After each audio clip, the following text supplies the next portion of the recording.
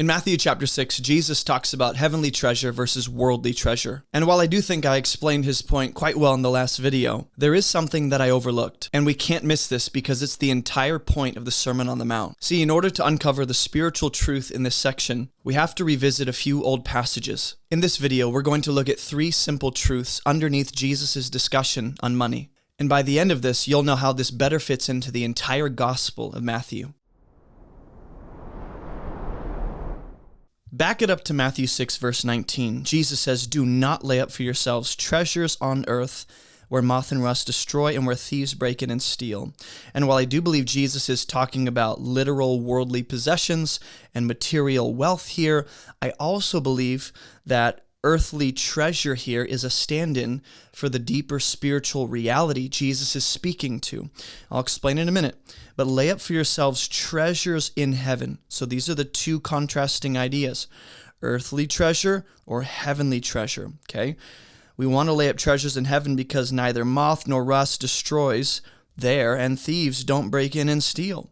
And so our treasure in heaven is secure in the hand of God, for where your treasure is, there your heart will be also. Your heart is tethered to the values and the treasures and whatever it is that you consider as a reward. So number 1, something to consider. I don't believe that the treasures on earth and the treasures in heaven contrast is just a contrast between material wealth versus heavenly eternal wealth.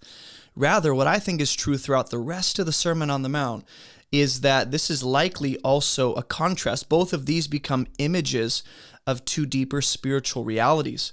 And these become a contrast between earthly and heavenly wisdom, like we see in James 3:15. James will talk about the earthly wisdom from below is demonic, and then the heavenly wisdom from above is good and peaceable, and all these different attributes of that.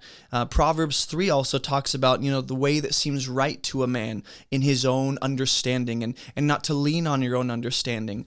And so that might sound like quite the leap to make. Like, how do you know, buddy? He is not just talking about material wealth and worldly possessions, because I believe this clear contrast seems to be not just evident here, but throughout the rest of the Sermon on the Mount. One of the main reasons is actually in this immediate context. Jesus will later bring up Solomon when talking about anxiety and money and a sense of security from wealth, right after he says, just to remind you of what he says after talking about heavenly treasure versus earthly treasure, you can't serve God and money. Boom, let's talk about anxiety. And part of his discussion on anxiety within the context of financial security and money and physical needs is he's going to bring up the most famous king, one of the most famous kings in Israel's history during the Golden Age. It's going to be King Solomon, the wisest, richest king in Israel. He says, look, consider the lilies of the field, how they grow. The context is anxiety. The context is you can't serve God and money. The context is heavenly treasure is far more valuable than worldly monetary gain, right? Consider the lilies of the field, how they grow. They neither toil nor spin, yet I tell you, even Solomon, in all his glory, was not arrayed like one of these. And we talked about that. But the reason I think Solomon also gets brought up is because he's the wisest man who ever lived, who asked God for wisdom, right? That's what Solomon ends up doing. God comes to him in a dream. Solomon realizes, I'm like a child, I'm ignorant, I need wisdom to govern Israel. And interestingly enough, along those same lines of asking for what it is that God wants to give, that he knows that we need. Like he said in 6:33, seek first the kingdom and his righteousness. Along those same lines, at the end, kind of the later portion of the Sermon on the Mount in chapter 7, Jesus says, ask, it will be given to you. Seek, and you'll find. Knock, it will be open to you. And Luke will go on to say that in that context, it's the spirit of wisdom. Jesus speaks of, just as Solomon asked God for the spirit of wisdom to help him govern Israel, right? There is something we should desire that goes well beyond monetary gain and possessions in this world and money, okay? So this actually brings us back to chapter 5, verse 20. And I want to bring us there real quick. I know I'm jumping around, but hopefully you've watched the previous teachings and you already have the background information necessary to make sense of, or at least understand, where I'm coming from. Jesus says in chapter 5, same Sermon on the Mount, right? Earlier portion, I tell you, unless your righteousness exceeds that of the scribes and Pharisees, you'll never enter the kingdom of heaven. In the context of Matthew 6, Solomon gets brought up to say, Solomon, in all his wisdom and glory and power and authority and riches, he could not clothe himself the way that God clothes a simple lily. And the glory that comes from God that he clothes us with, it far exceeds and goes well beyond man's ability to clothe themselves. So the point about the scribes and Pharisees here, however, is that they are not righteous enough. And that maps perfectly onto the statement about Solomon essentially not being wise enough or rich enough to gain the covering of God, which we see in Matthew 6:33. That covering, that clothing, that physical clothing, symbolizes the real clothing we need spiritually is the righteousness of God. So here's the second point. The righteousness of man, apart from God, is not enough to get you into his kingdom. That's what chapter 5, verse 20 is saying with the scribes and Pharisees. The spiritual, religious elite are still not enough. And in a similar fashion, the highest level of wisdom a man can have on the earth, even if it's from God, it's not enough to get you into his kingdom. This isn't a statement about Solomon standing with God or whether or not he's in heaven. I'm not making a statement about that. Rather, I'm making a statement about Solomon borrowed God's wisdom, and that wisdom became disconnected from an honorable relationship with God. We see Solomon defect in the end. So Solomon receives the wisdom from God, but he misapplied that wisdom, and he descended into madness by the end of his life. Wisdom was not the issue there.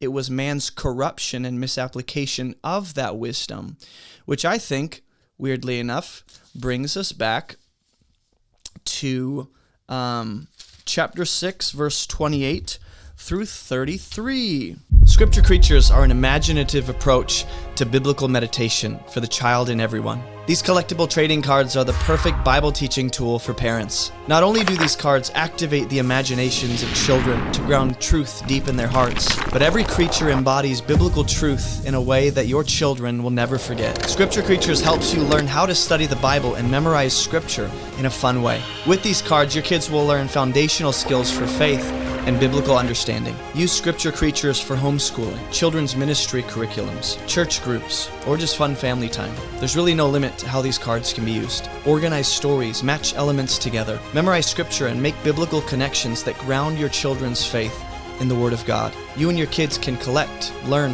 and grow in your faith together. And be sure to check out our other instructional videos to learn more about each individual theme and element and other details on the cards. I know I'm jumping around. I apologize. Hopefully this all comes together in the end.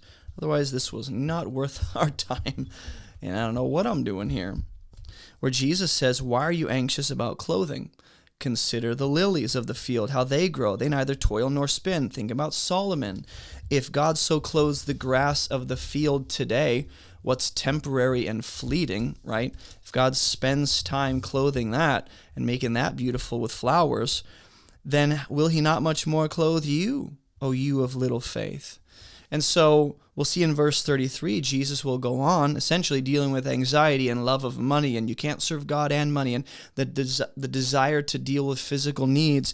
He's going to kind of capture all that and say, seek first the kingdom. That is unfortunately what Solomon did not do in the end of his life. He sought first his kingdom.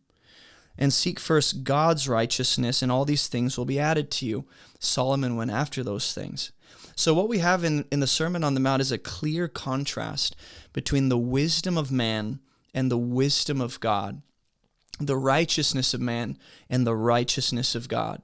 The scribes and Pharisees and religious leaders become the icon of man's righteousness, the top tier you can get. And then Solomon becomes like the poster boy for God's wisdom, but it's still not enough. And so the wisdom of man and earthly knowledge is not enough to gain you the covering of right here, God's righteousness. Even in man's earthly understanding, he rejects God's offer. And God's offer is to clothe you with his Son's righteousness.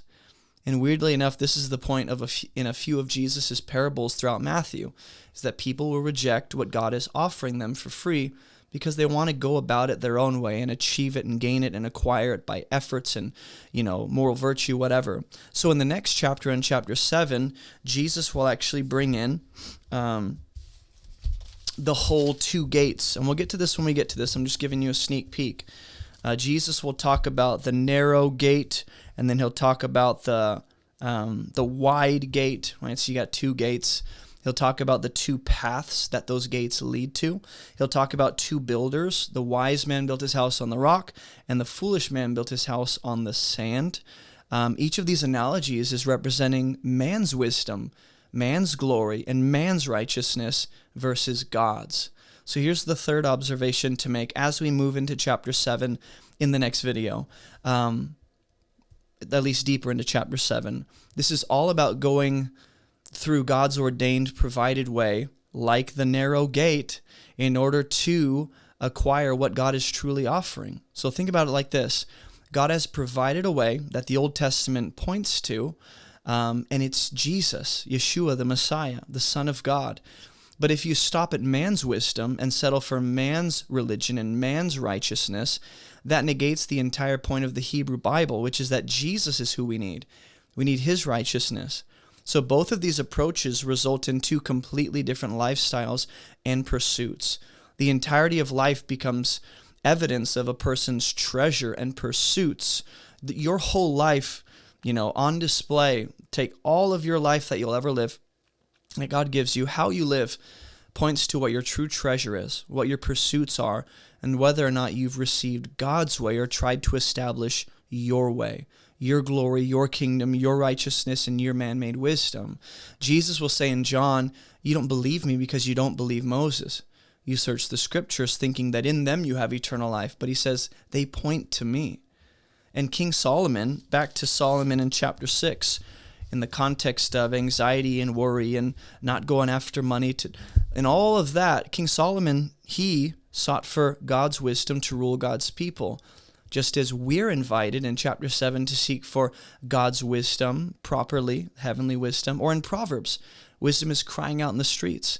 Jesus will say, ask, seek, and knock in chapter 7, and we'll see in Luke's gospel that same statement refers to the spirit of wisdom. So there is an invitation to seek for what? God's righteousness and God's kingdom. And we need to marry the two because it's only by faith in Jesus we attain salvation and righteousness. And that is according to God's wisdom, not man's wisdom. And we see that contrast in 1 Corinthians with the foolishness and wisdom of the world versus God's. So all of God's wisdom, Solomon had all the wisdom you could probably have as a man, apart from Jesus, and all of God's wisdom still doesn't equal righteousness. It doesn't equate to right standing with God. You can have all God's wisdom on the earth, like Solomon, and still lack that spiritual covering and that righteousness that comes through faith. People can desire the knowledge and wisdom of God apart from him and disconnected from relationship with him. That's what people want. They want the benefits of God without God being in the picture, without relationship. So knowledge isn't enough. That's what we're seeing throughout the Sermon on the Mount. Man's wisdom isn't enough. Self-righteousness and individual morality isn't enough. We need Jesus to do what we can't. So hopefully that was clear. If it wasn't clear, let me know in the comments. But in the next video, we're going to officially jump back into chapter 7, where Jesus begins to invite people to ask, to seek, and to knock. But he makes this weird statement about God not giving us a serpent or a stone if we ask. So are these just two random examples, or is there a deeper reason and even deeper wisdom behind Jesus' two images there? And then how does this connect to the previous section, which we talked about condemning others and not throwing treasure to pigs? Lastly, when we get to Matthew 7, we have to be thinking about, what is Jesus saying we should ask for? What are we seeking for and knocking to enter into? Well, that's what we'll figure out in the next video. So we will unpack that. So I'll see you guys in that video.